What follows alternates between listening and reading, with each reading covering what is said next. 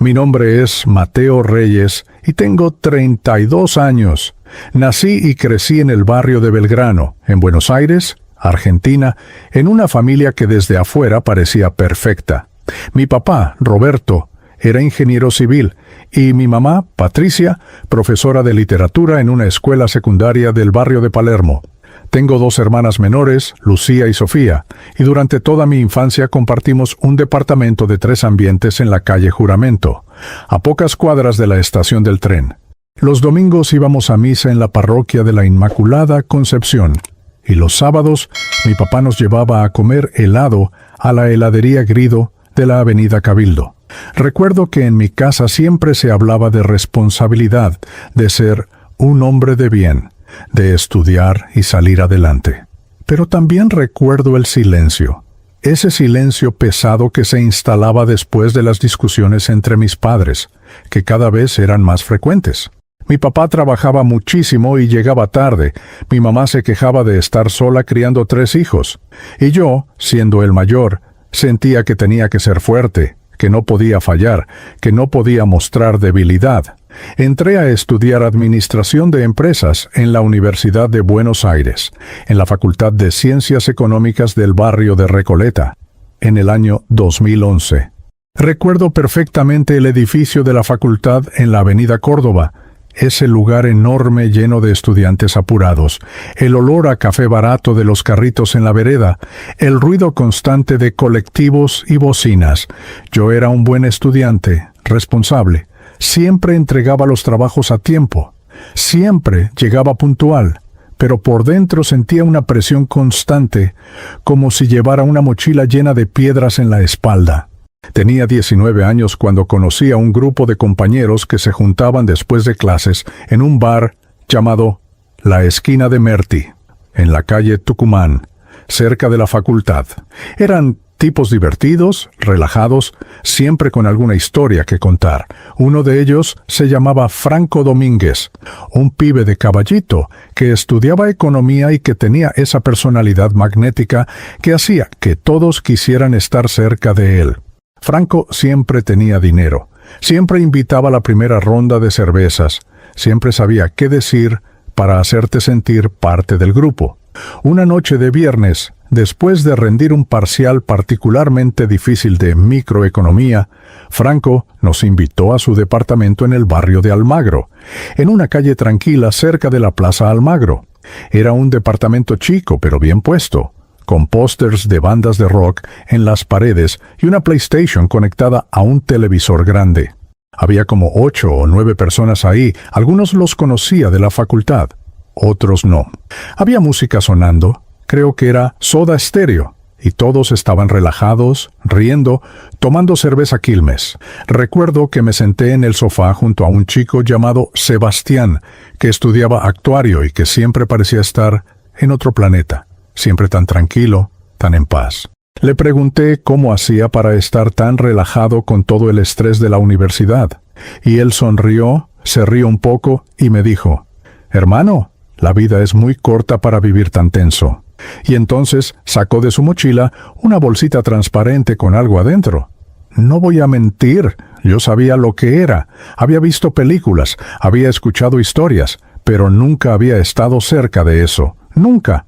Mi corazón empezó a latir más rápido. Sentí una mezcla de curiosidad y miedo. Sebastián preparó todo con una naturalidad que me sorprendió, como si estuviera haciendo un café.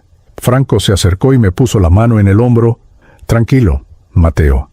Es solo para relajarse un rato. No pasa nada. Una vez no hace nada».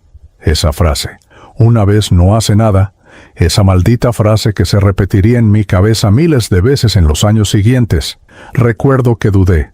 Pensé en mi mamá, en mi papá, en todo lo que me habían enseñado.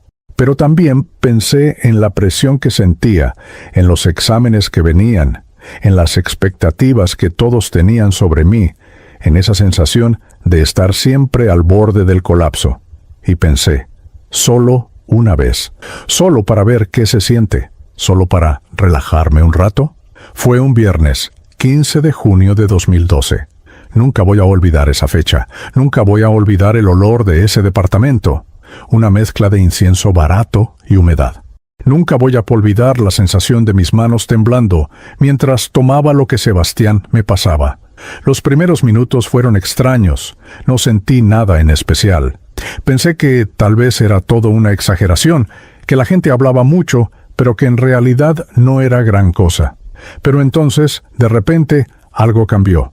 Fue como si alguien hubiera apagado el volumen de todas las preocupaciones en mi cabeza. Esa voz constante que me decía, no eres suficiente, vas a fallar, tienes que esforzarte más. Simplemente se silenció. Por primera vez en años, sentí paz. Sentí que podía respirar. Sentí que el peso en mi pecho había desaparecido. Y esa sensación, esa maldita sensación, fue lo más peligroso que me pudo haber pasado. Porque en ese momento, en ese departamento de Almagro, con esa música sonando y esa gente riendo a mi alrededor, yo descubrí una forma de escapar. Una forma de no sentir la presión, la ansiedad, el miedo al fracaso. Una forma de ser, por un rato, alguien diferente, alguien relajado, alguien feliz. Esa noche volví a mi casa en colectivo, la línea 60 que pasaba por Corrientes. Eran como las 2 de la mañana. Entré despacio para no despertar a mis padres. Me metí en mi cama y me quedé mirando el techo. Sentía el corazón latiendo fuerte, pero no era miedo, era emoción. Era como haber descubierto un secreto que nadie más conocía. Me dije a mí mismo, está bien, fue solo una vez, no va a volver a pasar. Tengo control sobre esto. Pero no tenía control sobre nada. Al día siguiente desperté y todo parecía normal. Desayuné con mi mamá en la cocina, hablamos del clima, de las clases que tenía esa semana. Ella me preguntó si había dormido bien y yo le dije que sí, que todo estaba perfecto. Y en ese momento realmente creí que era verdad. Creí que podía probarlo una vez y dejarlo ahí, que yo era diferente, que yo era más fuerte que esas personas de las que hablaban en las noticias, esas personas que no sabían controlarse. Pasaron 2 semanas, 2 semanas en las que intenté concentrarme en mis estudios, en mis responsabilidades. Pero algo había cambiado. El estrés volvió, más fuerte que antes. Los exámenes se acumulaban. Una profesora de contabilidad me puso un 4 en un trabajo práctico y sentí que el mundo se me venía abajo. Mi papá me preguntó cómo iban mis notas y yo le mentí. Le dije que todo iba excelente. Y cada mentira era una piedra más en esa mochila que cargaba. Y entonces, una tarde de jueves, después de una clase especialmente agobiante de estadística, recibí un mensaje de Franco en mi celular. Juntada esta noche en lo de Seba. ¿Venís? Mi primer instinto fue decir que no. Tenía que estudiar, tenía entregas pendientes. Pero la ansiedad en mi pecho era insoportable. Recordé esa sensación de paz que había sentido aquella noche. Me dije a mí mismo, solo esta vez más, solo para aliviar la presión, después me concentro. Y fui. Y fue más fácil la segunda vez. Ya no había nervios, ya no había miedo, ya sabía qué esperar. Y la sensación fue tan buena como la recordaba, tal vez mejor. Porque esta vez yo sabía lo que estaba buscando, el silencio, la paz, el alivio. Esa noche, cuando volví a mi casa, ya no me sentí emocionado, me sentí aliviado. Y esa diferencia, aunque no lo supe en ese momento, lo cambió todo, porque ya no era curiosidad, era necesidad. En las semanas siguientes, las juntadas se hicieron más frecuentes. Primero era una vez por semana, los viernes, luego 2 veces, luego los miércoles también. Para romper la semana, decía Franco. Y yo siempre tenía una justificación. Es que estoy estresado, es que tengo mucha presión, es solo para relajarme. Empecé a llegar tarde a clases, empecé a faltar a algunas, me decía que después recuperaría, que solo necesitaba un respiro.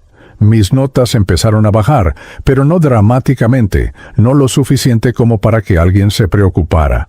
Yo seguía siendo el responsable, el que siempre se las arreglaba.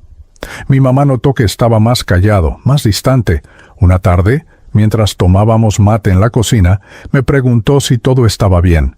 «Sí, mamá, solo estoy cansado de la universidad», le dije.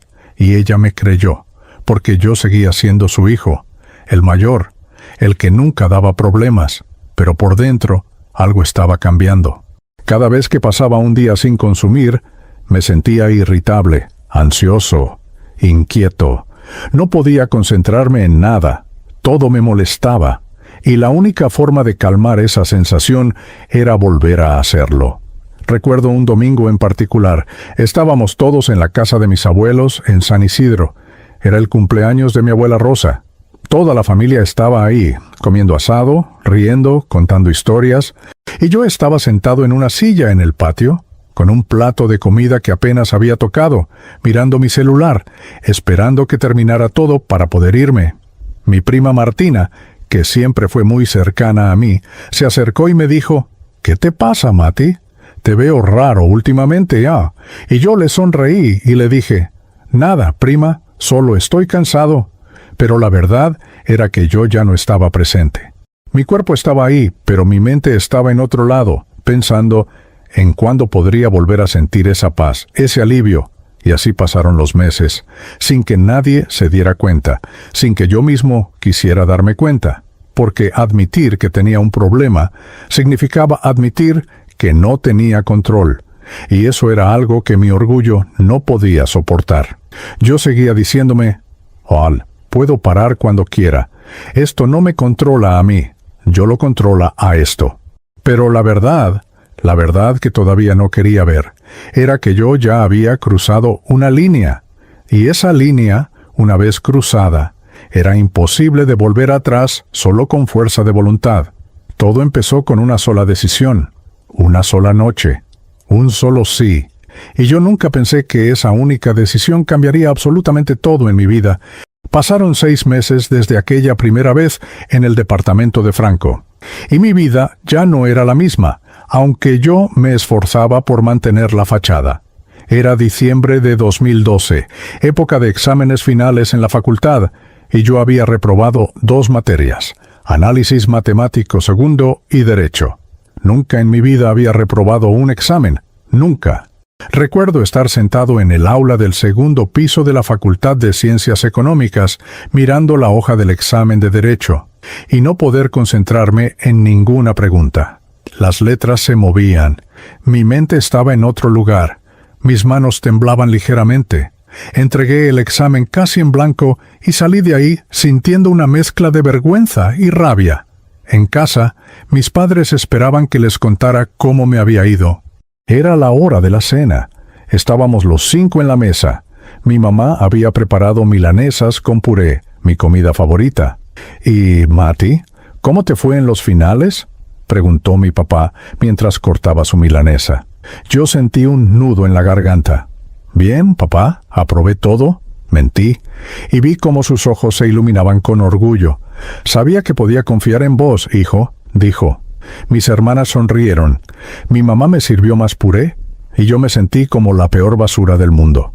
Esa fue la primera mentira grande, pero no sería la última, porque una vez que empezás a mentir, cada mentira necesita otra mentira para sostenerla, y otra, hasta que construís un castillo entero hecho de mentiras y vivís con el terror constante de que todo se derrumbe. Para sostener la mentira, falsifiqué el certificado de notas.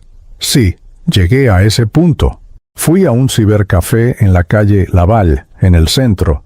Pagué 50 pesos a un tipo que sabía usar Photoshop y le pedí que modificara mi certificado analítico para que pareciera que había aprobado esas 2 materias. Recuerdo estar parado en ese lugar oscuro que olía a cigarrillo y a cable quemado, esperando que este desconocido terminara de editar el documento, y sentir una vergüenza tan profunda que me daban ganas de vomitar. Pero la necesidad de mantener la imagen era más fuerte que la vergüenza. Llegué a casa, le mostré el papel a mis padres, y ellos lo pegaron con imanes en la heladera. Orgullosos. Cada vez que pasaba por la cocina y veía ese papel ahí, sentía que algo se rompía un poco más dentro de mí. El consumo ya no era algo ocasional, ya no era una vez por semana para relajarse. Era casi todos los días. Había pasado de juntarme con Franco y Sebastián a consumir solo en mi habitación, con la puerta cerrada, Mientras mis padres dormían o veían televisión en el living, me había vuelto experto en esconder, en disimular, en mentir. Siempre tenía excusas, que estaba estudiando, que estaba cansado, que tenía dolor de cabeza. Empecé a robar dinero de la casa. Pequeñas cantidades al principio, 50 pesos de la billetera de mi mamá, 100 pesos del cajón donde mi papá guardaba efectivo para emergencias. Me decía a mí mismo que era un préstamo, que lo devolvería, pero nunca lo devolví, porque cada peso que conseguía se iba en lo mismo, una y otra vez. Mi mamá empezó a notar que faltaba plata. Una tarde, mientras yo estaba en mi cuarto, la escuché hablar con mi papá en la cocina. «Roberto, te juro que tenía 200 pesos acá. Los conté esta mañana. No entiendo dónde pueden estar», decía ella, con la voz preocupada. «¿No será que los gastaste y te olvidaste?», respondió mi papá. «No, estoy segura. Algo raro está pasando». Mi corazón latía tan fuerte que pensé que me iba a explotar el pecho. Me quedé quieto, callado, esperando que la conversación terminara. Y cuando terminó, sentí un alivio momentáneo, pero también un odio profundo hacia mí mismo. En la universidad, mis amigos de antes empezaron a alejarse. Había un grupo con el que estudiaba desde primer año, Tomás, Daniela y Martín.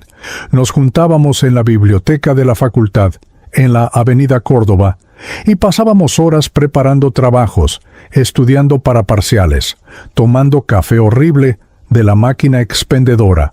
Pero yo empecé a cancelar cada vez más seguido. «No puedo hoy. Tengo que hacer un trámite. Me siento mal. Nos vemos la próxima.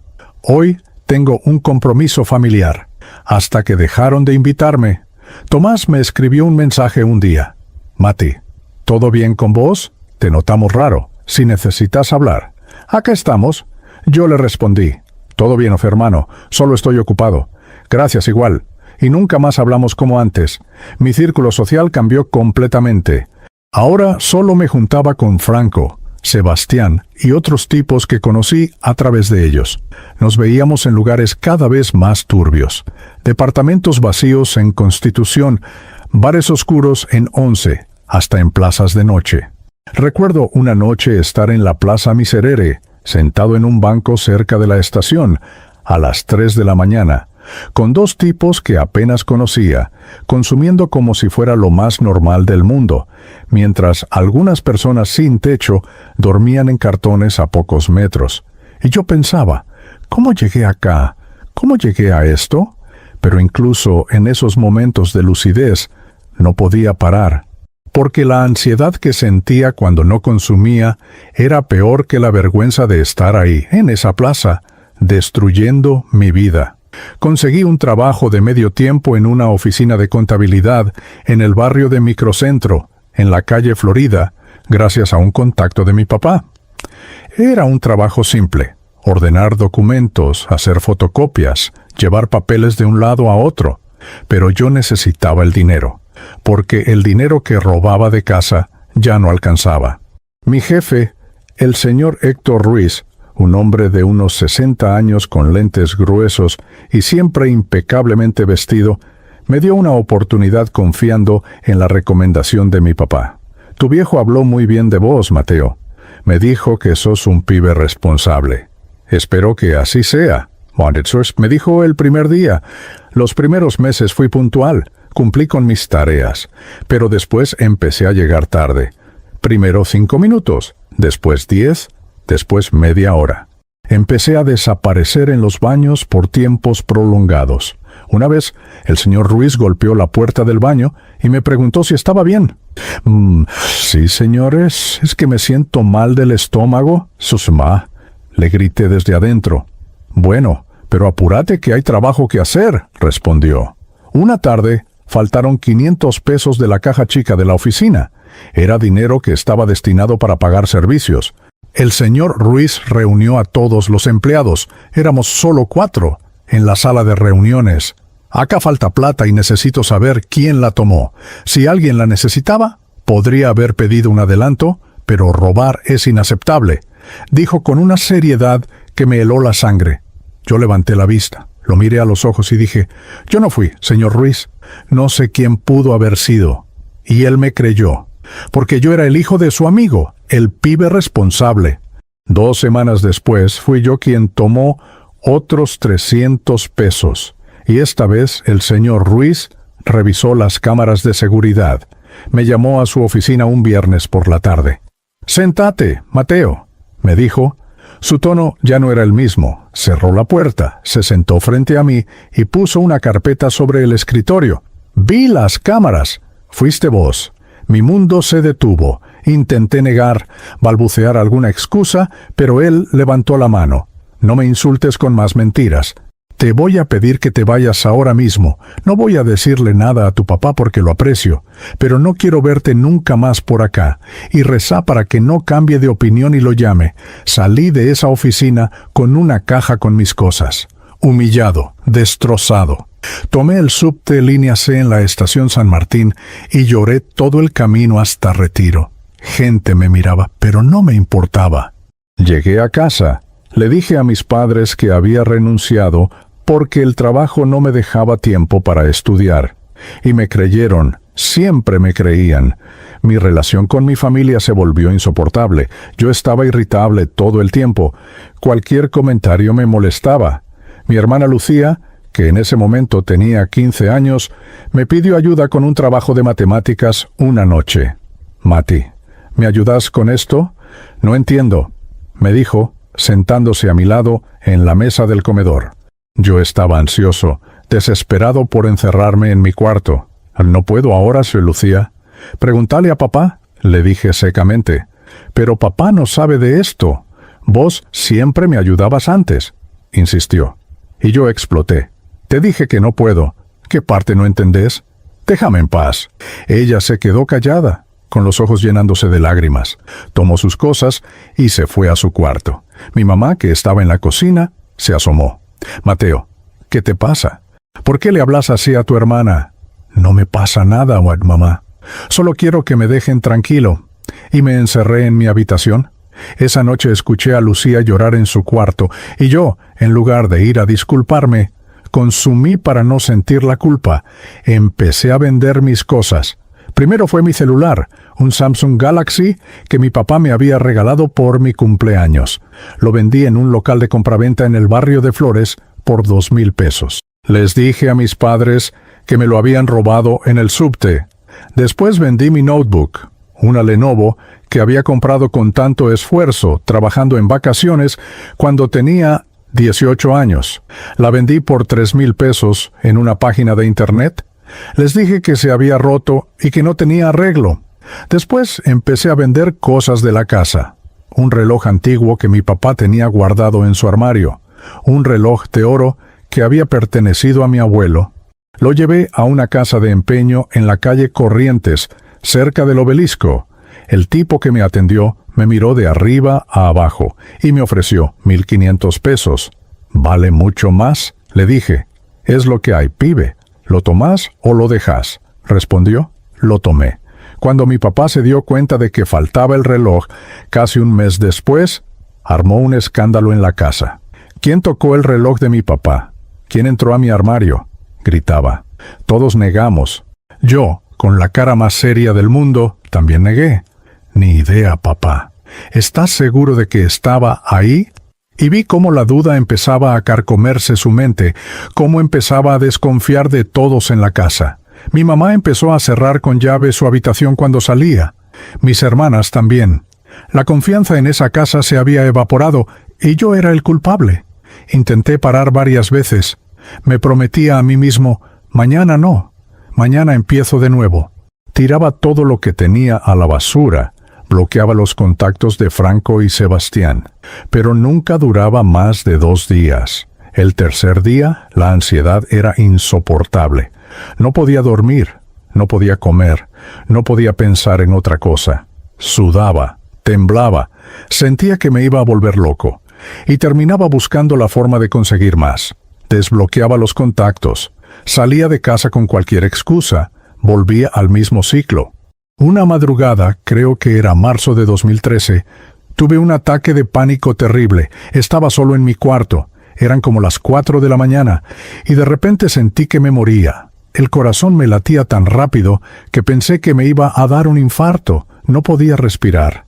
Me arrodillé en el piso, agarrándome el pecho, pensando, este es el final, me voy a morir acá, solo, y mis padres van a encontrar mi cuerpo en la mañana y van a saber todo.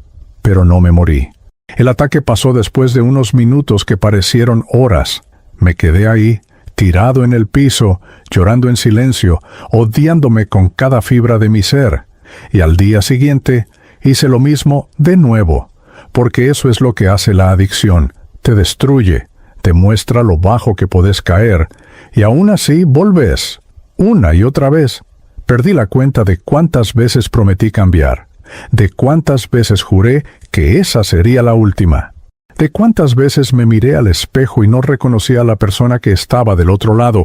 Había perdido peso, tenía ojeras profundas, la piel pálida, los ojos sin brillo. Ya no era Mateo, era otra persona, una versión rota, vacía, perdida de quien alguna vez fui. Y lo peor de todo es que lo sabía. Sabía perfectamente lo que me estaba haciendo, pero no podía parar, porque la vergüenza de admitir que tenía un problema, de pedir ayuda, era más fuerte que el deseo de estar bien, porque admitir que estaba perdido significaba admitir que había fallado, y yo no podía fallar. Yo era el hijo mayor, el responsable, el que siempre se las arreglaba. Pero por dentro ya no quedaba nada, solo un hueco enorme que intentaba llenar una y otra vez con algo que solo lo hacía más grande. Era julio de 2013, y yo había tocado un punto donde sabía que algo tenía que cambiar, o me iba a morir. No de forma dramática, no de un día para otro, sino de esa muerte lenta que te va consumiendo por dentro hasta que ya no queda nada de quién fuiste. Una noche, después de otro episodio de consumo que me dejó temblando y vomitando en el baño de mi casa, me miré al espejo y por primera vez me permití pensar la palabra que había evitado durante más de un año. Adicto.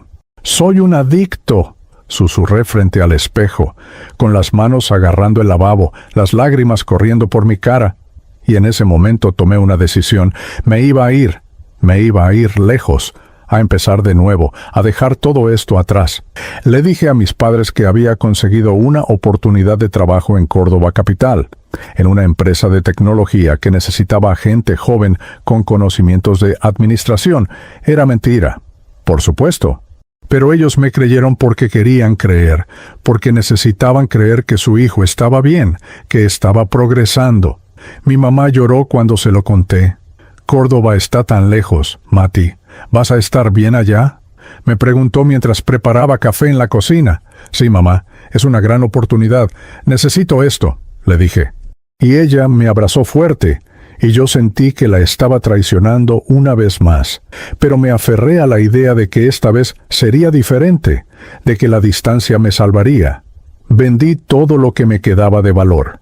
Una guitarra que nunca aprendí a tocar bien, algunos libros de la facultad, ropa que ya no usaba. Junté unos 6,000 pesos, le pedí prestado 3,000 más a mi papá, prometiéndole que se los devolvería con mi primer sueldo. «Estoy orgulloso de vos, hijo. Sé que vas a hacer las cosas bien allá», me dijo mientras me entregaba el dinero. Esas palabras me partieron el alma. En agosto de 2013 me subí a un colectivo de la empresa Chevalier en la terminal de Retiro con una mochila y una valija, rumbo a Córdoba. El viaje duró casi 10 horas. Me senté junto a la ventana y miré cómo Buenos Aires se iba haciendo cada vez más chica, cómo las luces de la ciudad desaparecían y daban paso a la ruta oscura. Me dije a mí mismo, «Esta es tu oportunidad.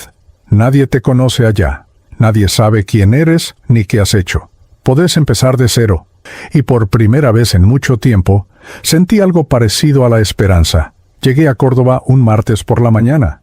La terminal de ómnibus estaba llena de gente apurada, el olor a empanadas y café, los colectivos urbanos entrando y saliendo. Tomé un taxi hasta el barrio de Nueva Córdoba, una zona céntrica cerca de la universidad, llena de estudiantes y edificios viejos con encanto. Había encontrado una pensión barata en la calle Independencia, a pocas cuadras de la Plaza España, a través de un anuncio en Internet. Era una habitación chica en un edificio antiguo, con una cama, un armario, un escritorio y un baño compartido al final del pasillo. La dueña era una señora mayor llamada Doña Carmen, una mujer de unos 70 años, con el pelo blanco recogido en un rodete, que me recibió con una sonrisa amable. «Bienvenido, muchacho. Acá vas a estar tranquilo. Solo te pido respeto y que pagues en fecha, me dijo. Los primeros días fueron extraños. Me despertaba temprano. Salía a caminar por el centro, por la peatonal de la calle San Martín. Miraba las vidrieras. Tomaba café en bares donde nadie me conocía. Busqué trabajo en varios lugares, locales de comida rápida, supermercados, oficinas. Finalmente conseguí un puesto en un call center en el barrio de Güemes, atendiendo consultas de clientes de una empresa de telefonía. El sueldo era malo, pero alcanzaba para pagar la pensión y comer. El lugar era un galpón grande con cientos de cubículos, todos con auriculares puestos, hablando al mismo tiempo. El ruido constante era ensordecedor, pero me mantenía ocupado, y eso era lo que necesitaba. Durante las primeras 3 semanas no consumí nada, ni siquiera alcohol. Evitaba los lugares donde sabía que podía haber tentación. Me la pasaba trabajando, caminando por la ciudad, explorando parques como el Parque Sarmiento, donde me sentaba en los bancos a mirar a las familias jugar con sus hijos. Llamaba a mi mamá cada 2 días. «¿Cómo estás, hijo?» «¿Te están tratando bien en el trabajo que está en?», me preguntaba. «Sí, mamá, todo bien. La ciudad es linda. Extraño la casa, pero estoy bien». Le mentía a medias porque sí extrañaba, pero también estaba aliviado de estar lejos. Pero entonces empezó la ansiedad. Sutil al principio, como una molestia en el fondo de mi mente. Me costaba dormir. Me despertaba en medio de la noche con el corazón acelerado, sudando. Durante el día, en el call center, me costaba concentrarme en las llamadas. Los clientes me gritaban por problemas que no eran mi culpa, y yo apretaba los puños debajo del escritorio, sintiendo una rabia que no sabía cómo controlar. Empecé a fumar cigarrillos, compraba un atado de Marlboro rojo en el kiosco de la esquina, y me fumaba medio atado por día. «Es solo para calmar los nervios», me decía. Una noche, después de una jornada especialmente difícil en el call center, donde un cliente me insultó durante 15 minutos seguidos, volví a la pensión y me tiré en la cama. Miré el techo lleno de grietas y manchas de humedad y sentí un vacío enorme. La ansiedad era insoportable. Mis manos temblaban. Pensé, solo una vez, solo para calmar esto. Después paro de nuevo. Tomé mi celular. Busqué en internet dónde podía conseguir lo que necesitaba. Córdoba es una ciudad grande.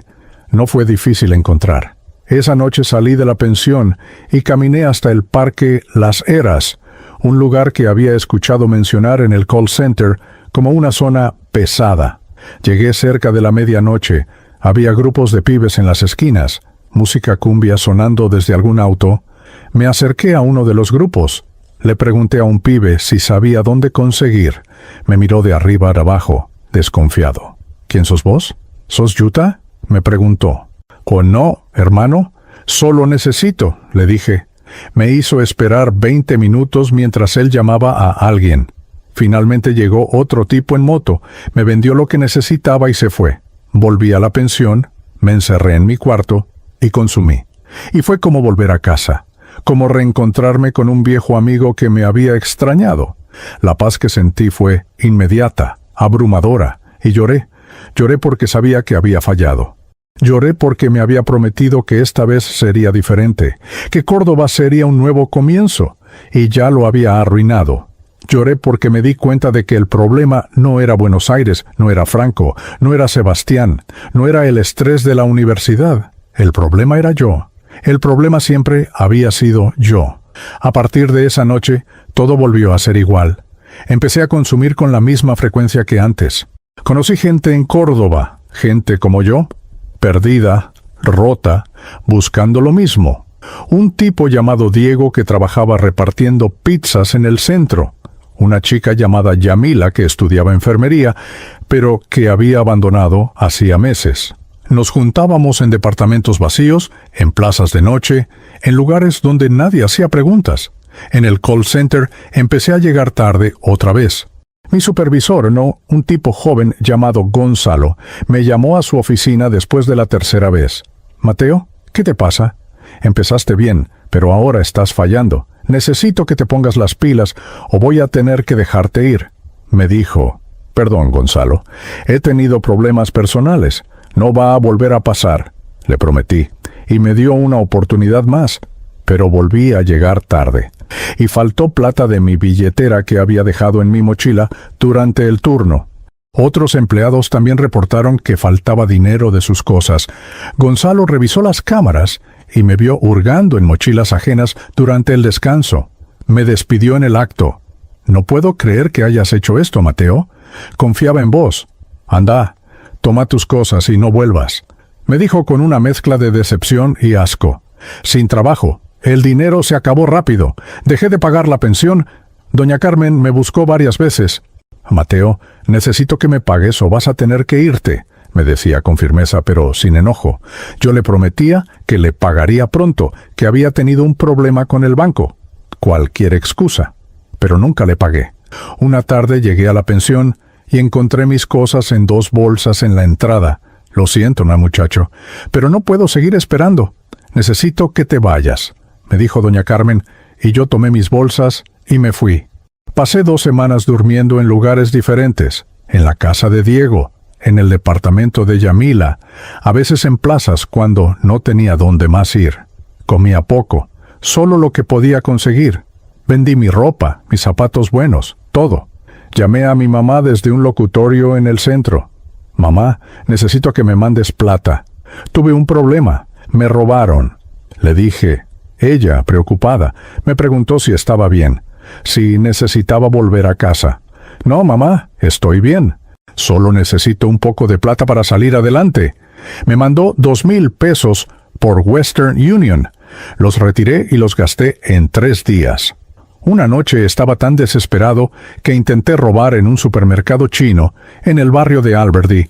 Metí 2 paquetes de arroz y unas latas de atún debajo de mi campera. Pero el dueño me vio en las cámaras y me detuvo en la salida. Pibe, dame lo que llevas ahí», me gritó. Yo intenté correr, pero él me agarró del brazo. Otros clientes se quedaron mirando. Tuve que devolver todo, humillado, mientras el dueño me decía: «Si te vuelvo a ver por acá, llamo a la policía». Salí de ahí con la cara roja de vergüenza, sintiendo las miradas de todos clavadas en mi espalda. Me di cuenta de que Córdoba no había sido la solución. Pensé que tal vez otro lugar sería mejor. Conseguí algo de plata vendiendo mi celular y compré un boleto de colectivo a Rosario. Y Rosario es más grande, hay más oportunidades, me dije. Era octubre de 2013. Llegué a Rosario y repetí el mismo patrón. Conseguí una pieza en una pensión en el barrio de Pichincha, cerca del río Paraná. Busqué trabajo. Encontré algo temporal en un depósito de materiales de construcción en el barrio de Saladillo. Duré 2 meses. Conocí a otros como yo, consumidores, dealers, gente perdida. Consumí más que nunca. Las calles de Rosario eran duras, más que Córdoba, más que Buenos Aires. Vi cosas que no quiero recordar. Vi gente golpeada, robada, gente que moría en la calle y nadie hacía nada. Una madrugada estaba en una plaza cerca del monumento a la bandera, consumiendo con un tipo que apenas conocía, cuando escuchamos sirenas de policía. «¡Corre, boludo! ¡Corre!», me gritó el tipo. Y corrimos. Yo corrí por calles que no conocía, sin saber a dónde iba, solo corriendo, con el corazón en la garganta, sintiendo que en cualquier momento me iban a atrapar. Me escondí detrás de un contenedor de basura, en una calle oscura, y me quedé ahí, temblando. Durante media hora. Cuando finalmente salí, estaba solo. El tipo con el que estaba había desaparecido. Volví a la pensión caminando, descalzo porque había perdido un zapato al correr, sintiendo que había tocado fondo otra vez. Pero el fondo siempre era más profundo de lo que pensaba. En diciembre de 2013 volví a Buenos Aires, no porque quisiera, sino porque no tenía más opciones. No tenía dinero, no tenía trabajo, no tenía nada. Llamé a mi mamá desde una cabina telefónica en la terminal de retiro. «Mamá, estoy acá. Necesito volver a casa», le dije. Mi voz se quebró. Ella no hizo preguntas. «Vení, hijo. Te estamos esperando», Cés me dijo. Cuando llegué a casa, mi familia me recibió con abrazos, con lágrimas. «¿Qué pasó, Mati? ¿Por qué no nos contaste que las cosas estaban mal?», me preguntó mi papá. Yo inventé una historia sobre que la empresa había cerrado, que había tenido problemas económicos, que había intentado salir adelante solo pero no pude. Ellos me creyeron, o quisieron creerme. Me dieron mi habitación de vuelta, mi mamá me preparó comida, mis hermanas me abrazaron. Y yo me sentí el peor ser humano del mundo, porque sabía que les estaba mintiendo otra vez. Me prometí que esta vez sí iba a cambiar, que Buenos Aires sería diferente porque ahora sabía lo que no quería. Busqué ayuda. Llamé a una línea telefónica de adicciones que encontré en Internet. Hablé con una mujer que me escuchó con paciencia y me dijo que había grupos de apoyo, que había tratamiento. Pero cuando me dijo que tenía que admitir frente a mi familia que tenía un problema, colgué. No podía. No podía enfrentar la mirada de decepción de mi papá, las lágrimas de mi mamá, el dolor de mis hermanas. Intenté parar solo otra vez. Tiré todo, bloqueé contactos, me encerré en mi cuarto durante una semana. Pero la ansiedad volvió, más fuerte que nunca. Los recuerdos de todo lo que había hecho, de toda la gente que había lastimado, me atormentaban día y noche. No podía dormir, no podía comer. Mi mamá tocaba la puerta preguntándome si estaba bien, y yo le gritaba que me dejara tranquilo. Al 8º día salí de la casa. Busqué a Franco. Él se sorprendió de verme. «¿Mateo? Pensé que te habías muerto, mi hermano». «¿Dónde estuviste?», que me dijo. «Por ahí, buscando algo mejor, pero no encontré nada», le respondí. Y esa noche volví a consumir. Y todo el esfuerzo, todas las promesas, todas las esperanzas se desvanecieron en un instante. Me di cuenta de algo terrible. No importaba dónde fuera, no importaba cuántas veces intentara empezar de nuevo, no importaba cuántas ciudades recorriera. El problema me seguía a todos lados porque el problema vivía dentro de mí. Y yo solo, con mi fuerza de voluntad, con mis promesas vacías, nunca iba a poder vencerlo. Era como estar en un laberinto sin salida, corriendo en círculos, chocando contra las mismas paredes una y otra vez, sangrando, cayendo, levantándome y volviendo a caer. Y cada caída era más dolorosa que la anterior, porque cada caída me quitaba un poco más de esperanza, un poco más de fe en que algún día podría ser libre. Era marzo de 2014 y yo ya no era una persona. Era un fantasma caminando por la vida, una sombra de quien había sido alguna vez. Habían pasado casi 2 años desde aquella primera noche en el departamento de Franco, y en ese tiempo había perdido todo lo que alguna vez me importó. Mi dignidad, mi futuro, la confianza de mi familia, el respeto por mí mismo. Pero lo peor es que ya ni siquiera me importaba. Había llegado a un punto donde solo existía para consumir, donde cada día era simplemente una cuenta regresiva hasta la próxima vez que pudiera sentir esa paz falsa, ese alivio momentáneo que duraba cada vez menos. Vivía en la casa de mis padres, pero era como si no estuviera ahí. Pasaba días enteros encerrado en mi habitación, saliendo solo para ir al baño o para robar algo de comida de la heladera cuando todos dormían. Mi cuarto era un desastre, ropa sucia tirada por todos lados, platos con restos de comida de días atrás, las cortinas siempre cerradas porque no soportaba la luz del sol. El olor era terrible, una mezcla de sudor, humedad y descuido. Mi mamá intentaba entrar para limpiar, pero yo le ponía llave a la puerta. «Mateo, por favor, déjame entrar. Esto no puede seguir así», me suplicaba desde el pasillo, y yo le gritaba que me dejara en paz, que no necesitaba su ayuda. Mi papá ya casi no me hablaba. Lo veía en las mañanas cuando salía al trabajo. Cruzábamos miradas en el pasillo, y él solo negaba con la cabeza, con una mezcla de tristeza y rabia en los ojos. Una noche lo escuché hablando con mi mamá en su habitación. «Patricia, ese no es nuestro hijo. Ese es un extraño. No sé qué le pasó, pero tenemos que hacer algo, decía mi papá con la voz quebrada. Dale tiempo, Roberto. Está pasando por algo difícil. Va a salir de esto, respondía mi mamá, siempre aferrándose a la esperanza. ¿Tiempo? Ya le dimos tiempo. Hace meses que está así. Esto no es normal. Algo está muy mal con él. Yo escuché toda esa conversación desde mi cuarto, con la oreja pegada a la pared, y sentí una mezcla de odio y culpa que me revolvió el estómago. Mis hermanas me tenían miedo. Lucía, que ahora tenía 16 años, me evitaba completamente. Si me cruzaba en el pasillo, bajaba la cabeza y caminaba rápido hacia su cuarto. Una tarde la encontré llorando en la cocina. «¿Qué te pasa?», si le pregunté, aunque en el fondo no me importaba realmente. «Nada. Déjame tranquila», me respondió. «Dale, contame. Soy tu hermano», insistí. Ella levantó la vista con los ojos rojos e hinchados y me dijo algo que me destrozó. «Ya no te reconozco, Mateo. Ya no sos mi hermano». Mi hermano era bueno, era cariñoso, me ayudaba con la tarea. Vos sos otra persona y me das miedo. Y salió corriendo a su cuarto. Me quedé ahí parado en la cocina, con sus palabras resonando en mi cabeza como martillazos. ¿Había dejado la universidad por completo? Ni siquiera me molesté en hacer el trámite de baja formal. Simplemente dejé de ir. Todos mis compañeros, mis profesores, todo ese mundo había quedado atrás. A veces recibía mensajes de Tomás preguntándome dónde estaba, si estaba bien, si necesitaba algo. Nunca le respondí.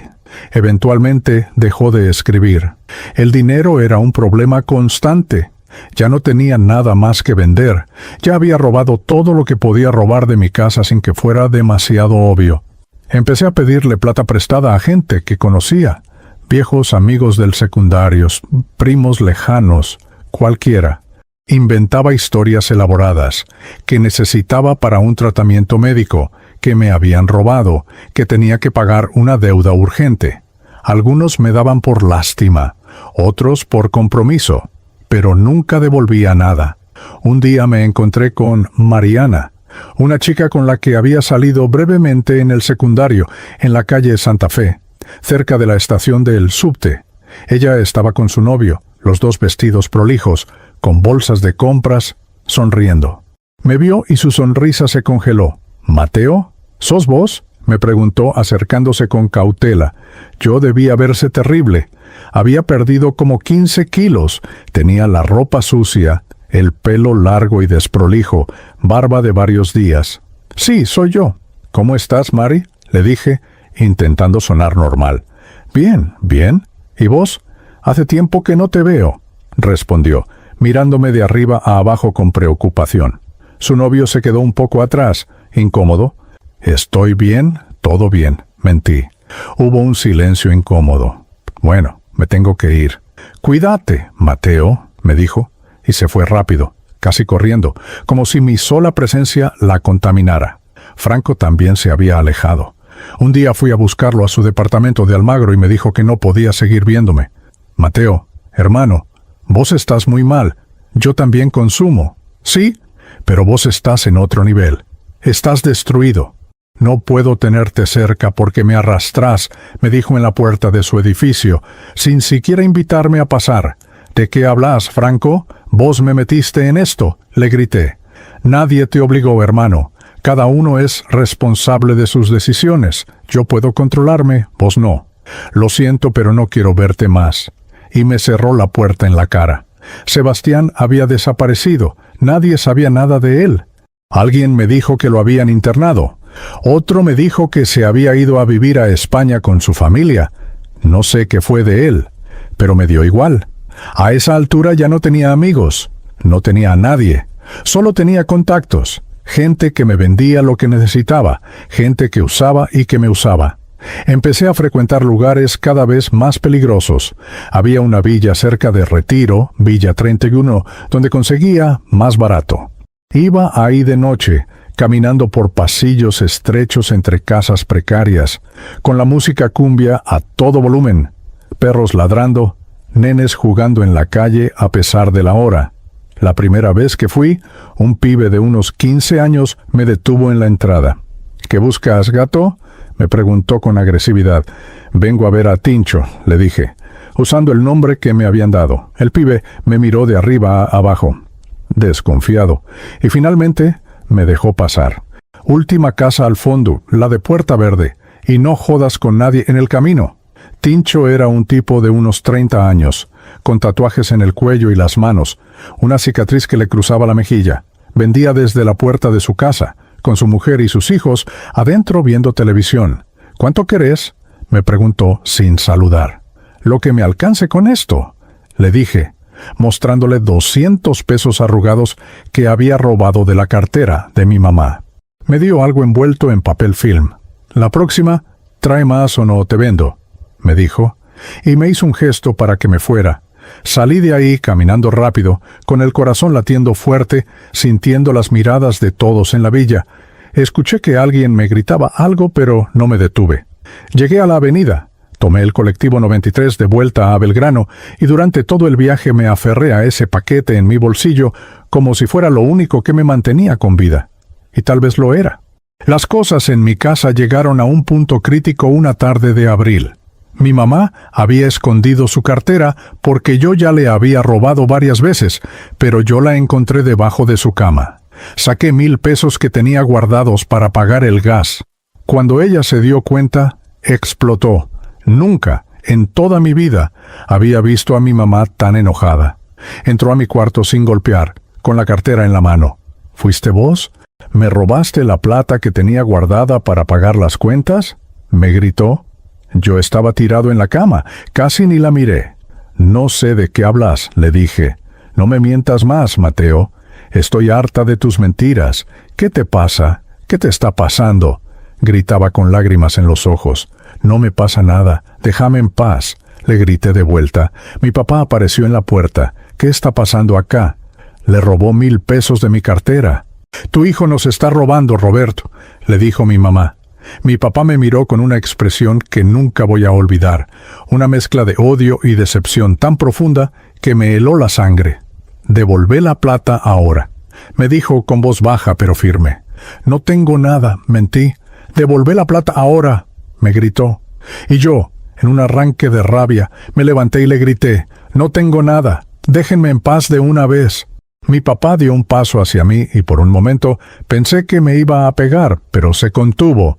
Quiero que te vayas de esta casa. Ya no sos bienvenido acá, me dijo. Mi mamá lo agarró del brazo. Roberto, ¿no? Sí, Patricia. Ya no más. ¿Esto se terminó? ¿Que se vaya? Esa noche empaqueté algunas cosas en una mochila. Algo de ropas, documentos, lo poco que me quedaba. Mis hermanas me miraban desde la puerta de su cuarto, asustadas. Mi mamá lloraba en la cocina. Mi papá estaba sentado en el living, con la cabeza entre las manos. Salí de esa casa sin mirar atrás, cerrando la puerta despacio, sintiendo que había perdido lo último que me quedaba. Pasé las siguientes 2 semanas durmiendo donde podía, en la casa de algún conocido que todavía me aguantaba, en estaciones de tren, en plazas. Una noche dormí en el Parque Centenario, en Caballito, tirado en un banco, tapado con mi campera, temblando de frío. Me despertó un policía dándome golpecitos en las piernas con su bastón. «Anda, móvete de acá». «Esto no es un hotel», me dijo. Me levanté desorientado, con el cuerpo dolorido, y caminé sin rumbo por la ciudad vacía de madrugada.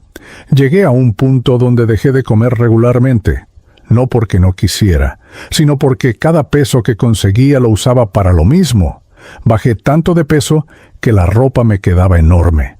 Tenía la piel pálida, los ojos hundidos, me salían moretones en los brazos que no sabía de dónde. Una vez me miré en el espejo del baño de una estación de servicio y no me reconocí. Parecía un muerto viviente. El 17 de mayo de 2014, un sábado, fue la noche más oscura de mi vida.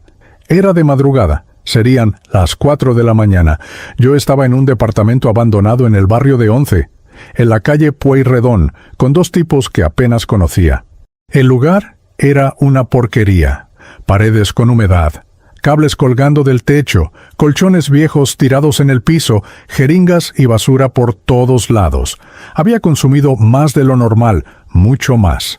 intentando llenar ese vacío que nunca se llenaba, intentando sentir algo, cualquier cosa. Pero esta vez fue diferente.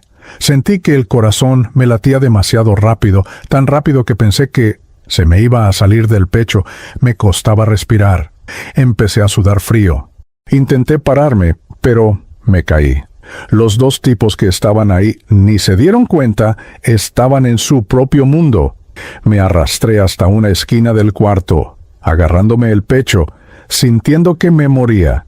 Y en ese momento, tirado en el piso de ese lugar horrible, rodeado de basura y miseria, tuve un pensamiento muy claro. No quiero despertar.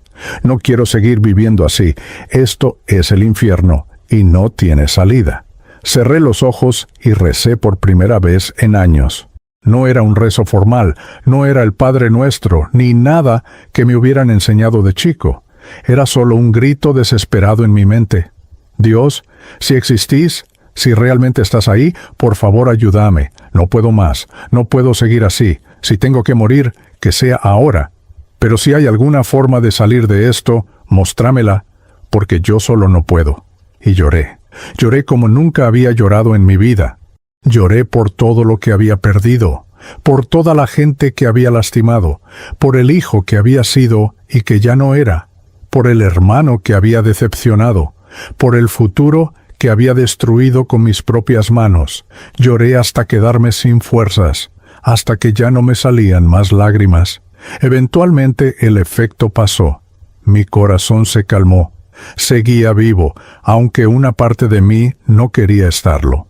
Me quedé ahí tirado, mirando el techo lleno de manchas, escuchando los ronquidos de uno de los tipos, los autos pasando por la calle, alguna sirena a lo lejos. Cuando amaneció, salí de ese lugar. Caminé por 11, por esas calles llenas de gente apurada yendo a trabajar, vendedores ambulantes acomodando sus puestos, el olor a café y a facturas. Yo era invisible para todos, solo un linchera más, un perdido más en la ciudad. Llegué hasta la iglesia de San Francisco, en Alsina y Defensa, en el barrio de Montserrat. Era una iglesia enorme, antigua, con esas puertas de madera pesadas. Nunca supe por qué entré. No era religioso. No había pisado una iglesia en años excepto en algún casamiento o funeral. Pero ese día algo me empujó a entrar. Adentro estaba oscuro y fresco. Olía a incienso y a madera vieja. Había algunas personas rezando en los bancos, viejitas con mantillas. Algún hombre de traje que paró a rezar antes de ir al trabajo. Me senté en el último banco, al fondo, y me quedé ahí, mirando el altar, las velas encendidas, la imagen de Cristo en la cruz. Y en ese silencio, en ese lugar sagrado, sentí algo que no había sentido en mucho tiempo, una pequeña chispa de esperanza. No sé si fue Dios hablándome o si fue mi propia conciencia despertándose, pero sentí claramente una voz en mi interior que me decía, todavía hay tiempo, todavía hay una salida, pero no la vas a encontrar solo. Salí de esa iglesia con una certeza, tenía que pedir ayuda, ayuda real. No podía seguir huyendo, no podía seguir mintiéndome, no podía seguir creyendo que algún día iba a poder controlar esto por mi cuenta. Tenía que rendirme. Tenía que admitir que estaba perdido, que era un adicto, que necesitaba ayuda desesperadamente, y por primera vez en 2 años, esa idea no me llenó de vergüenza, me llenó de alivio. Salí de la iglesia de San Francisco ese domingo por la mañana y caminé sin rumbo por el centro de Buenos Aires. Tenía esa certeza de que necesitaba ayuda, pero no sabía cómo pedirla ni dónde buscarla. Pasé por la Plaza de Mayo, vi a las familias caminando, a los turistas sacando fotos de la Casa Rosada, a los vendedores de choripán preparando sus parrillas. Todo el mundo tenía un lugar a donde ir, algo que hacer, alguien que los esperaba, menos yo. Me senté en un banco cerca de la Catedral Metropolitana y saqué mi celular, que apenas tenía batería. Busqué en Google, Ayuda para Adictos Buenos Aires. Aparecieron muchos resultados, centros de rehabilitación, líneas telefónicas, grupos de apoyo. Me sentí abrumado. Todos esos lugares parecían requerir dinero, o tener que hablar con profesionales, o internarme. Y yo no tenía dinero, no tenía obra social, no tenía nada. La idea de llamar a mi familia para pedirles ayuda me daba pánico. Después de todo lo que había hecho, después de haberlos robado, mentido, decepcionado, ¿cómo iba a aparecer ahora diciendo, necesito ayuda? Seguí scrolleando en el celular hasta que encontré algo diferente. Grupo de jóvenes cristianos.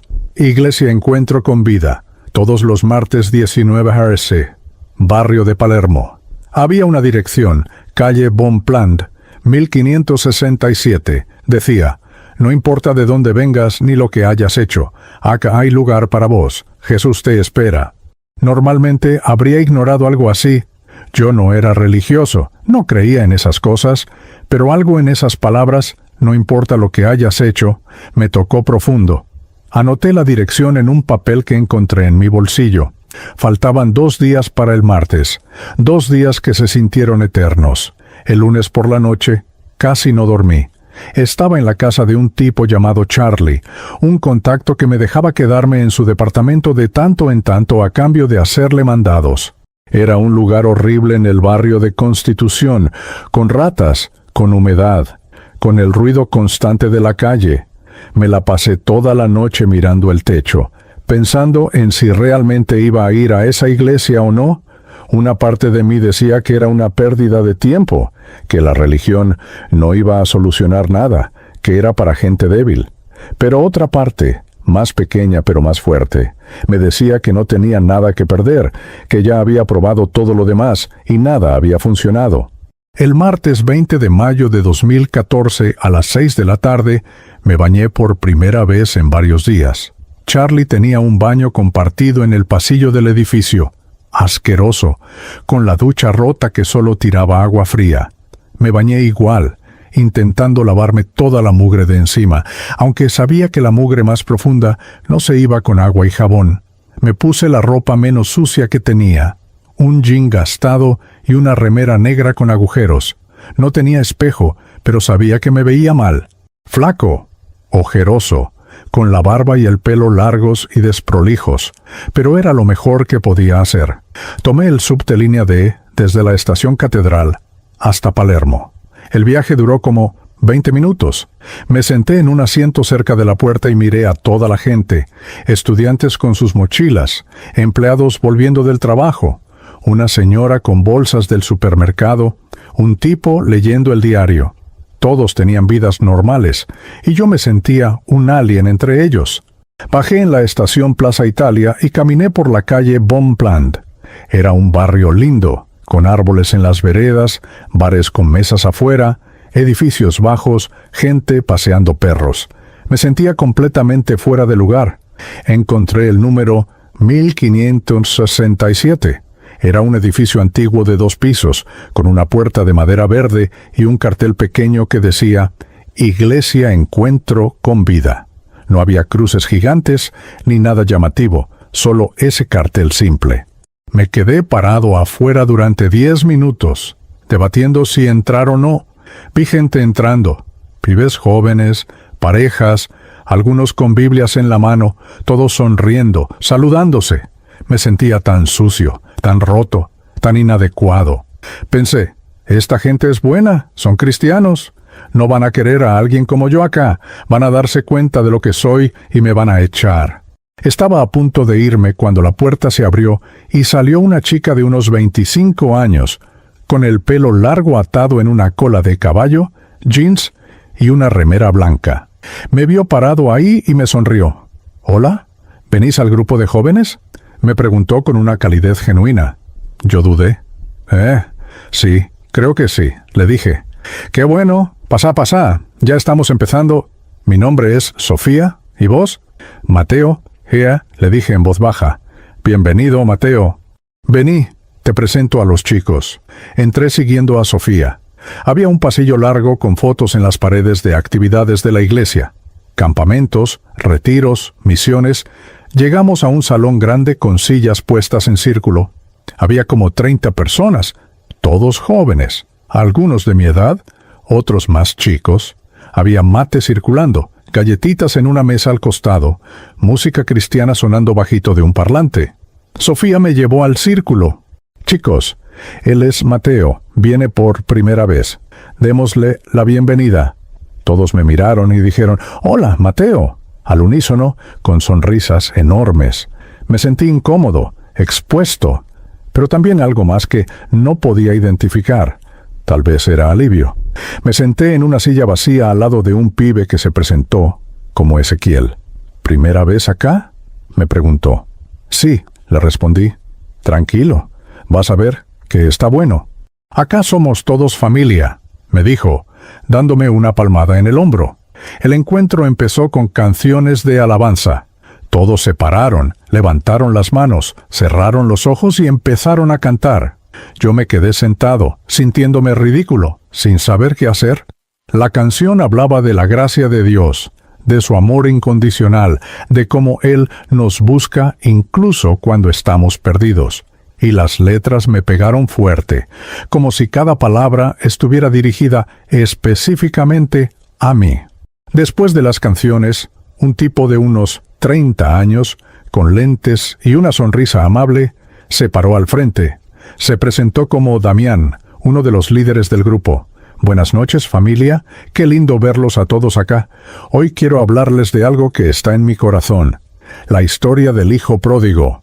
Y empezó a contar la parábola de Lucas 15, de ese hijo que toma su herencia, se va lejos, la desperdicia en una vida de excesos, lo pierde todo, y finalmente, destrozado y desesperado, decide volver a la casa de su padre. ¿Y saben qué es lo más hermoso de esta historia?, dijo Damián, con la voz emocionada, que el padre no esperó a que el hijo llegara arrepentido y perfecto. El padre lo vio de lejos, corrió hacia él, lo abrazó y le puso el mejor manto. No le reclamó, no le recordó sus errores, solo lo recibió con amor. Así es nuestro Padre Celestial. No importa qué tan lejos hayas ido, no importa qué tan roto estés, Él está esperándote con los brazos abiertos. Mientras Damián hablaba, yo sentí que algo se rompía dentro de mí, porque esa historia era mi historia. Yo era ese hijo que había tomado todo lo bueno que tenía y lo había desperdiciado. Yo era ese hijo que había terminado comiendo con los cerdos, en la mugre, en la miseria, y nunca, ni por un segundo, había considerado que podía volver a casa, que podía ser perdonado, que podía tener una segunda oportunidad. Las lágrimas empezaron a caer por mi cara sin que pudiera controlarlas. Intenté limpiarlas disimuladamente, pero seguían saliendo. Ezequiel, que estaba a mi lado, me pasó un paquete de pañuelos sin decir nada, solo con una sonrisa comprensiva. Después de la charla, Damián dijo, «Ahora vamos a tener un tiempo de oración. Si alguien necesita oración específica, puede pasar al frente y vamos a orar por esa persona». Algunos pasaron al frente, pidieron oración por familiares enfermos, por trabajos, por situaciones difíciles, y yo me quedé sentado con el corazón latiendo fuerte, debatiendo si tenía el coraje de pararme. Finalmente, no sé de dónde saqué las fuerzas, me paré y caminé al frente. Damián me vio llegar y me puso la mano en el hombro. «¿Cómo te llamas, hermano?» «Mateo», le dije con la voz quebrada. «¿Por qué querés que oremos, Mateo?» Y ahí, frente a 30 desconocidos, en esa iglesia de Palermo, dije la verdad por primera vez en 2 años. Soy adicto, destruí mi vida, lastimé a mi familia, lo perdí todo. No puedo salir solo, necesito ayuda, necesito a Dios porque ya no me quedan fuerzas. Hubo un silencio. Y después Damián me abrazó fuerte, y Sofía se acercó y también me abrazó. Y Ezequiel, y de repente había como 10 personas alrededor mío, con las manos en mis hombros, en mi espalda, y empezaron a orar. No era una oración formal, era como una conversación con Dios, pero con una intensidad que nunca había escuchado. «Padre, te presentamos a Mateo, nuestro hermano. Sabemos que lo amás más de lo que él puede entender. Sabemos que tenés un plan para su vida. Rompe las cadenas de la adicción que lo tienen atado. Dale fuerzas para empezar de nuevo. Mostrale tu amor, tu gracia, tu poder sanador. En el nombre de Jesús, declaramos libertad sobre su vida». Y mientras oraban, yo lloraba. Lloraba como nunca había llorado, ni siquiera en aquella noche oscura en el departamento de 11. Pero estas lágrimas eran diferentes. No eran lágrimas de desesperación, eran lágrimas de alivio, como si estuviera vomitando todo el veneno que había acumulado durante años, como si cada lágrima llevara un pedazo de dolor, de vergüenza, de culpa. Cuando terminaron de orar, Damián me miró a los ojos. Mateo, lo que acabas de hacer requiere mucho coraje. Admitir que tenés un problema, pedir ayuda, eso es el primer paso. Y quiero que sepas que no estás solo. Acá somos familia. Vamos a caminar con vos en este proceso. Pero lo más importante es que Jesús ya caminó este camino con vos, incluso cuando no lo sabías. Él te trajo hasta acá. Él no te va a soltar. Después del encuentro, varios se acercaron a hablar conmigo. Ezequiel me contó que él también había tenido problemas con el alcohol hace unos años y que Jesús lo había liberado. Sofía me dio su número de teléfono. Llámame cuando necesites, a la hora que sea. No estás solo, me dijo.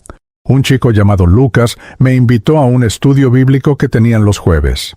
Es un grupo más chico, más íntimo. Creo que te va a hacer bien. Me dijo, esa noche volví al departamento de Charlie en Constitución, pero ya no era la misma persona que había salido horas antes. Algo había cambiado. No era algo mágico, no me había transformado completamente en un segundo, pero había una luz pequeñita en mi interior que antes no estaba. Una esperanza frágil pero real de que tal vez, solo tal vez, podía haber un camino de salida. Me tiré en el colchón sucio del piso y agarré mi celular. Busqué en los contactos el número de mi mamá. Hacía semanas que no hablaba con ella. Mi dedo tembló sobre el botón de llamar. Eran casi las 11 de la noche. Finalmente, junté coraje y llamé. Ella atendió al tercer ring. «¿Hola?» Su voz sonaba cansada, preocupada. «Mamá, soy yo», le dije.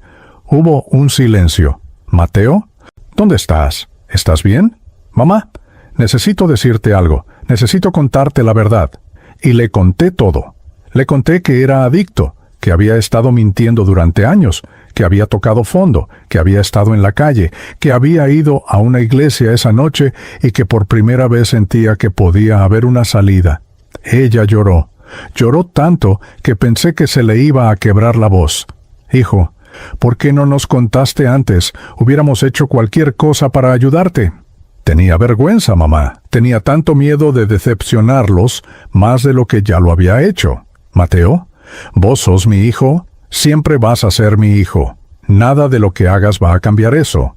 Vení a casa, por favor, vení a casa. Vamos a buscar ayuda juntos». Volví a casa al día siguiente. Mi papá no habló mucho cuando me vio, pero me dejó entrar. Mis hermanas me abrazaron, aunque todavía había dolor en sus ojos, pero estaban dispuestos a darme otra oportunidad. No porque yo lo mereciera, sino porque así es el amor de familia. Un amor que da segundas oportunidades incluso cuando parece que no quedan más. Seguí yendo a la iglesia todos los martes. También empecé a ir los domingos al servicio principal. Me senté siempre en las últimas filas, sintiéndome todavía fuera de lugar, pero cada vez un poco menos. Empecé a leer la Biblia que Damián me regaló. Una Biblia nueva, con las palabras de Jesús marcadas en rojo. Leía los Evangelios, las cartas de Pablo, los Salmos, y cada página era como agua para mi alma seca. No fue fácil. Hubo días donde la ansiedad era terrible, donde los deseos volvían con fuerza, donde mi cuerpo me pedía a gritos volver a consumir. Pero ahora tenía algo diferente. Tenía un lugar a donde ir, gente a quien llamar, un Dios al que podía clamar en medio de la tentación. Damián me enseñó a orar en esos momentos, a abrir la Biblia y leer versículos en voz alta, a llamar a alguien del grupo cuando sentía que iba a caer. Y poco a poco, día a día, empecé a sanar. No de forma perfecta, no sin tropiezos, pero empecé a sentir que volvía a ser humano, que volvía a tener esperanza, que volvía a tener un propósito. Y todo empezó esa noche del 20 de mayo de 2014, cuando un adicto destrozado entró a una iglesia en Palermo sin saber que su vida estaba a punto de cambiar para siempre, porque Jesús no espera a que estemos limpios para acercarnos a Él. Nos recibe sucios, rotos, perdidos, y desde ahí, desde lo más profundo del pozo, empieza la obra de reconstrucción. Han pasado 11 años desde aquella noche en la iglesia Encuentro con Vida. Hoy tengo 32 años, y cuando miro hacia atrás, no puedo creer que sea la misma persona que estuvo tirada en el piso de aquel departamento abandonado en 11, rogando morir. Pero tampoco puedo olvidarlo, porque olvidar de dónde vine sería olvidar la magnitud de lo que Dios hizo en mi vida. Y eso es algo que no puedo ni quiero hacer jamás. Los primeros meses, después de volver a casa y empezar a congregarme en la iglesia, fueron los más difíciles de mi vida. Mucha gente piensa que cuando alguien entrega su vida a Jesús, todo se soluciona mágicamente, que de repente desaparecen las tentaciones, los deseos, las luchas. Pero no es así. La libertad en Cristo es real, es poderosa, pero no es instantánea. Es un proceso, un camino que se recorre día a día, a veces hora a hora, a veces minuto a minuto. Durante las primeras semanas, el síndrome de abstinencia fue brutal. Mi cuerpo había dependido de las sustancias durante tanto tiempo que cuando dejé de consumir, se rebeló.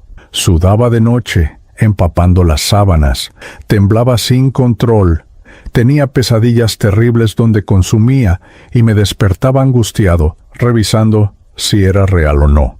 Había días donde no podía comer nada porque todo me daba náuseas. Mi mamá se quedaba sentada conmigo en la cocina, sosteniéndome la mano, orando en voz baja, mientras yo luchaba contra las ganas de salir corriendo a buscar algo que aliviara el dolor. Pero esta vez tenía algo que nunca antes había tenido, un sistema de apoyo real. Damián venía a mi casa 2 veces por semana. Se sentaba conmigo en el living, abría su Biblia y me leía pasajes. Mateo, escucha esto. No temas, porque yo estoy contigo. No desmayes, porque yo soy tu Dios que te esfuerzo. Siempre te ayudaré, siempre te sustentaré con la diestra de mi justicia. Isaías 41:10. Dios te está sosteniendo ahora mismo. Incluso cuando no lo sentís, me decía. Y yo me aferraba a esas palabras como a un salvavidas en medio de un océano furioso. Sofía me llamaba todas las mañanas. Buenos días, Mateo. ¿Cómo amaneciste hoy?, me preguntaba con esa voz alegre que tenía. Al principio me costaba responder con honestidad. Bien, le mentía, pero ella insistía. Mateo, acordate que acá no hay que fingir. Podés ser honesto. ¿Cómo estás realmente? Y poco a poco aprendí a abrirme. Mal, Sophie. Tuve una noche horrible, no dormí nada, estuve a punto de salir a la calle. Y ella no me juzgaba, no me sermoneaba. Solo me decía, gracias por ser honesto. ¿Ya oraste hoy? Y a veces no lo había hecho. Bueno, oremos ahora juntos por teléfono. Y ahí mismo, mientras yo estaba tirado en mi cama, ella oraba por mí, y yo sentía que Dios estaba presente en esa habitación. Ezequiel se convirtió en mi compañero de rendición de cuentas. Nos juntábamos todos los sábados por la mañana en una cafetería llamada La Esquina de las Flores, en el barrio de Colegiales, en la calle Zapiola. Pedíamos café con leche y medialunas, y hablábamos de todo, de cómo había sido mi semana, de las tentaciones que había enfrentado, de las victorias pequeñas, de las caídas.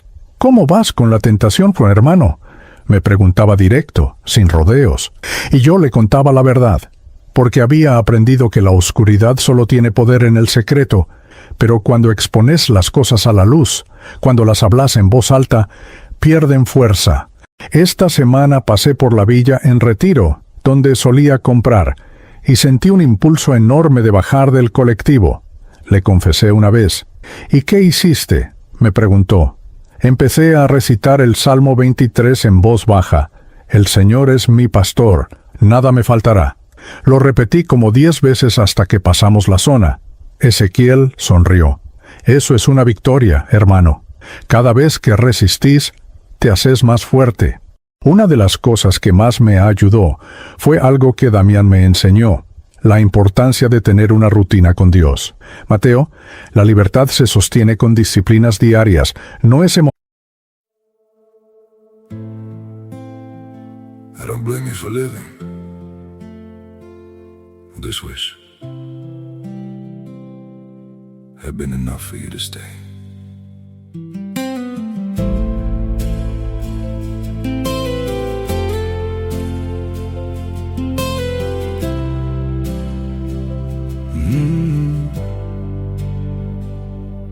I saw it coming in the way you changed, in the silence between your words.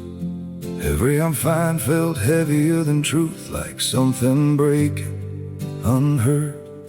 I tried to fix what I didn't understand, held on tighter as you slipped away. But love can't grow where it's already gone. I don't blame you for living. This wish had been enough for you to stay.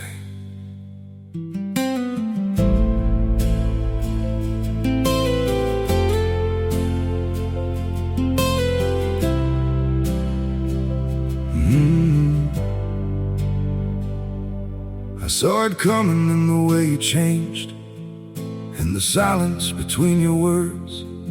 Every I'm fine felt heavier than truth, like something breaking unheard. I tried to fix what I didn't understand, held on tighter as you slipped away. But love can't grow where it's already gone. I don't blame you for living. This wish had been enough for you to stay.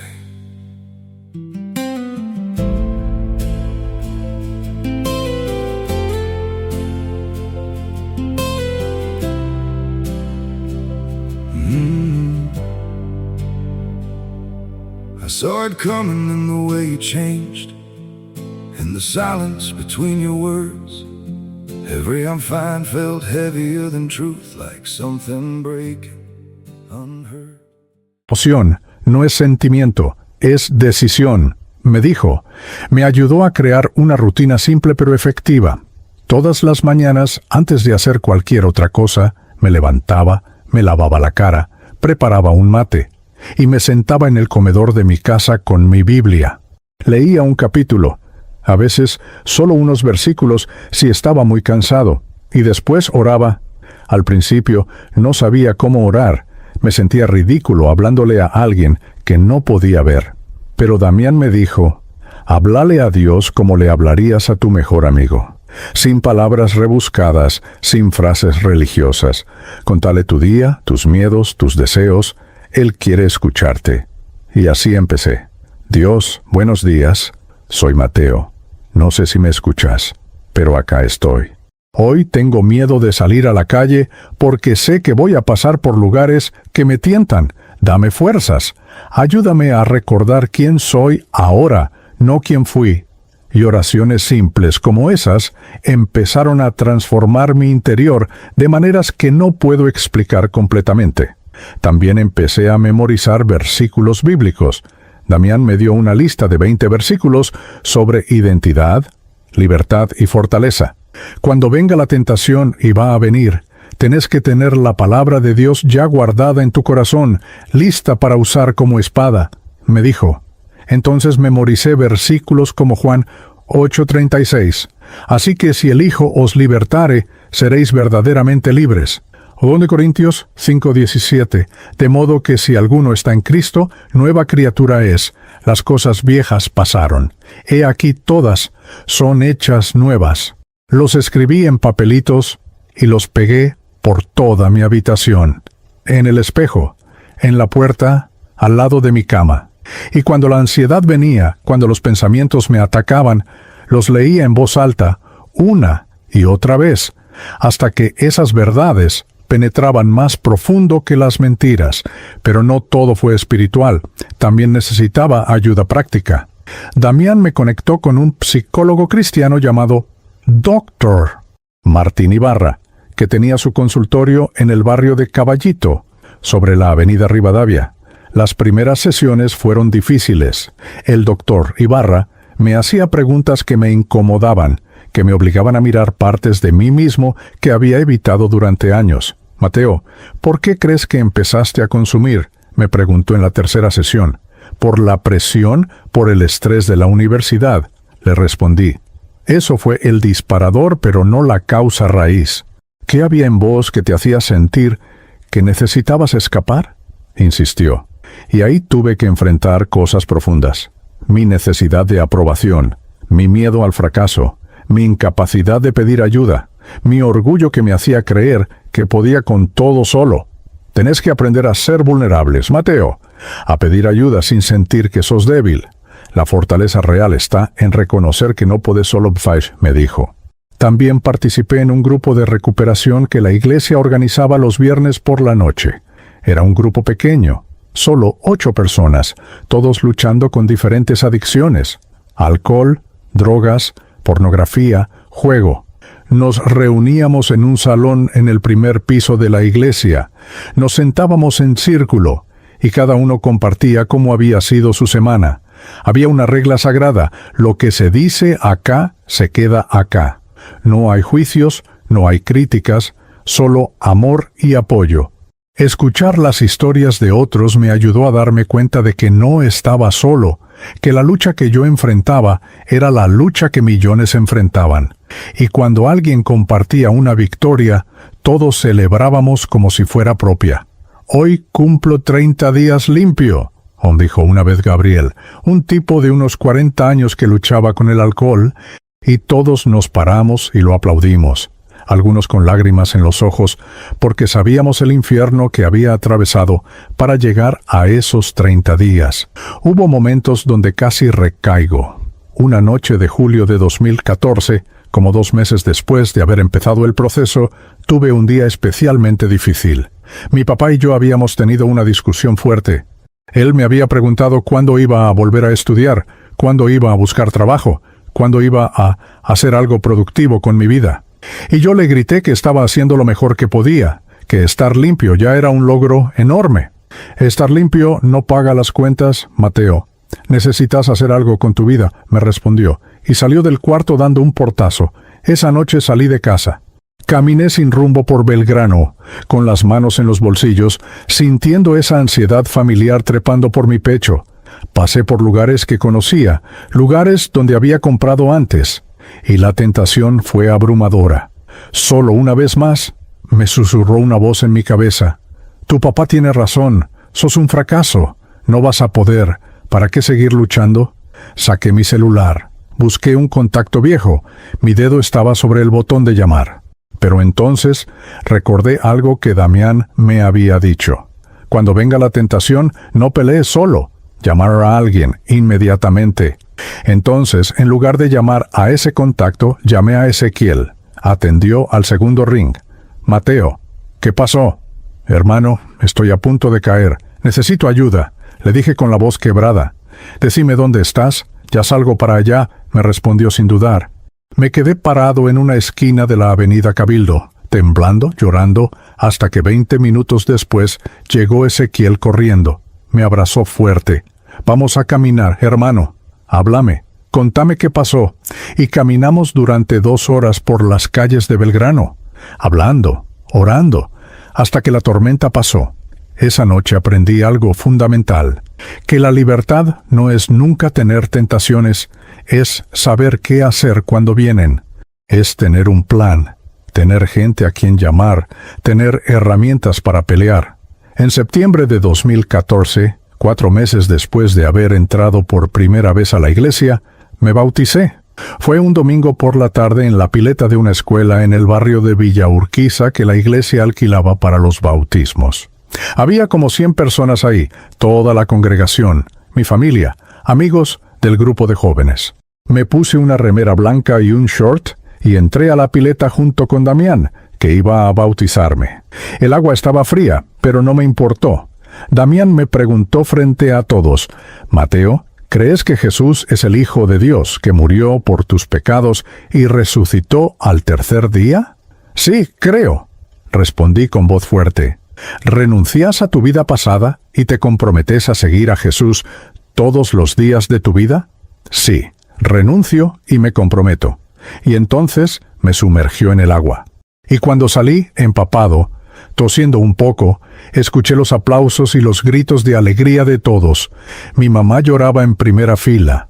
Mi papá tenía los ojos brillantes. Mis hermanas sonreían. Y yo sentí que algo viejo había muerto en esa agua y algo nuevo había nacido. Poco a poco empecé a reconstruir mi vida. En noviembre de 2014 conseguí trabajo en una librería cristiana en el barrio de Flores, sobre la avenida Rivadavia. Era un trabajo simple: atender clientes, ordenar libros, hacer inventario. El sueldo era bajo, pero era honesto, era mío. El dueño, un hombre mayor llamado Don Esteban, sabía mi historia porque Damián le había contado. Mateo, todos merecemos una segunda oportunidad. Te voy a dar esta oportunidad, pero necesito que seas responsable, me dijo.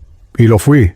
Llegaba temprano, cumplía con mis tareas, trataba bien a los clientes, y por primera vez en años sentí orgullo de mí mismo.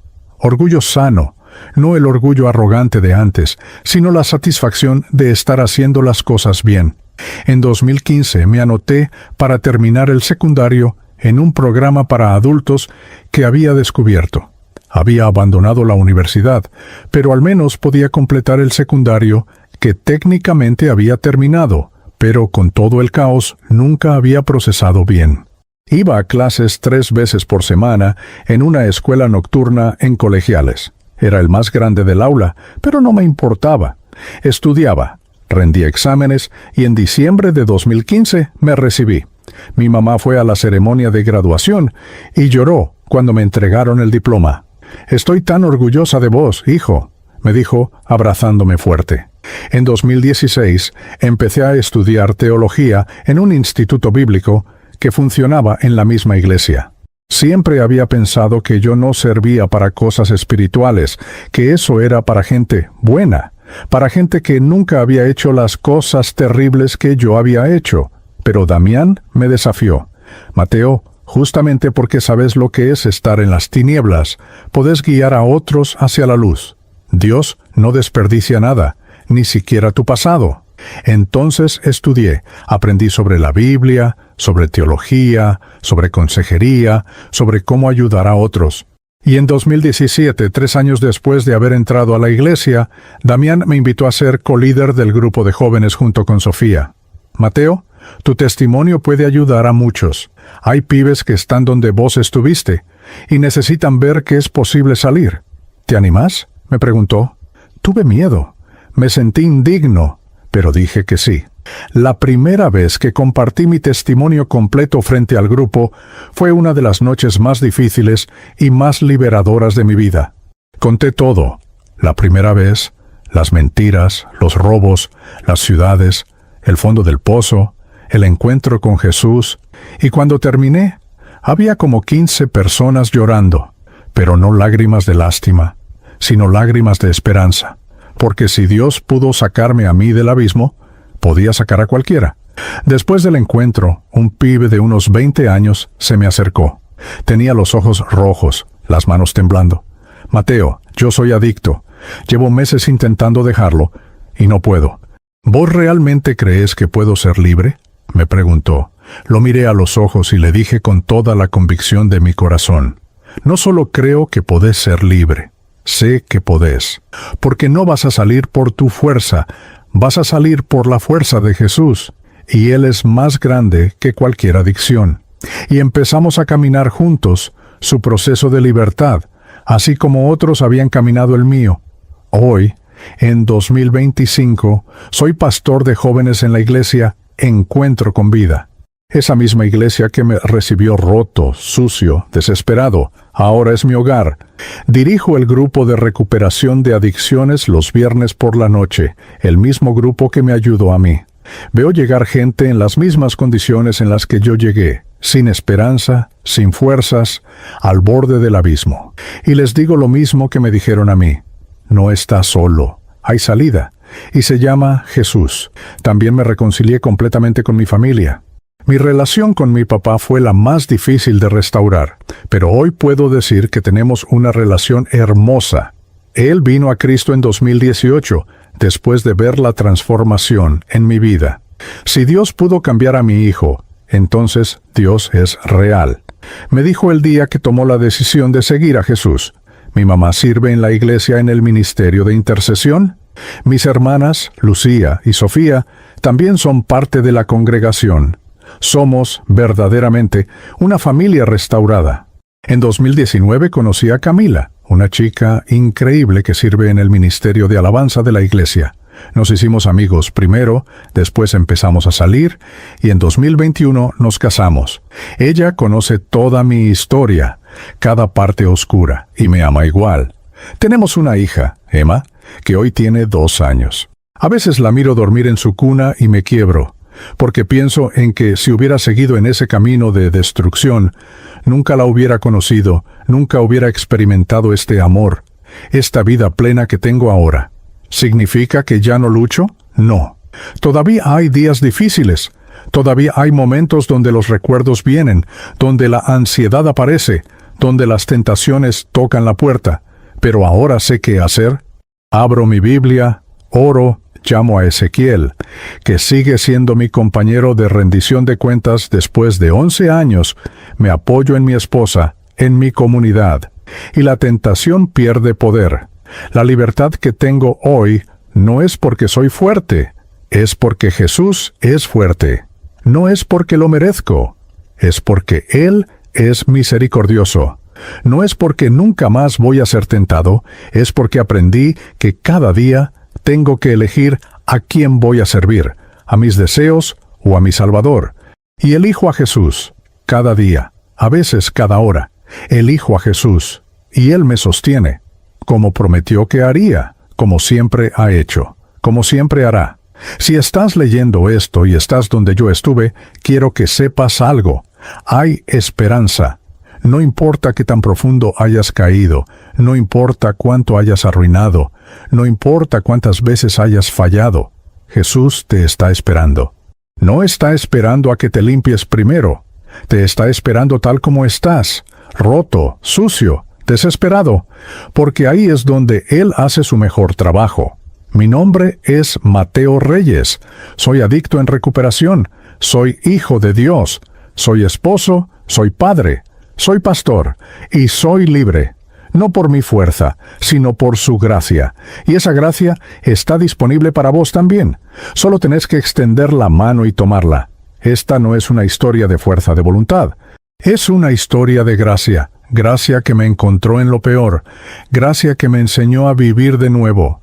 Gracia que cada día me recuerda, sos amado, sos perdonado, sos libre. Y si yo pude, vos también podés.